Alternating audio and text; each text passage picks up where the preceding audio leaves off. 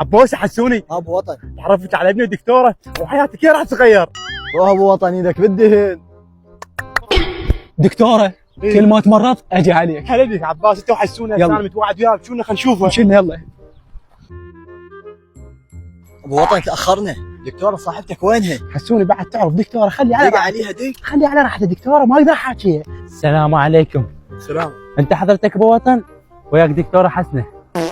لا مو انا هذا، والله هو. لا مو انا هذا. لا والله انت. هسه من ابوك ابو وطن؟ اللاصق. انا دكتوره حسنه، شرفتني بمعرفتك. وانت حضرت الدكتوره مال شنو؟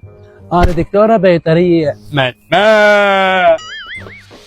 يعني اذا المطي تمرض يجي يمك.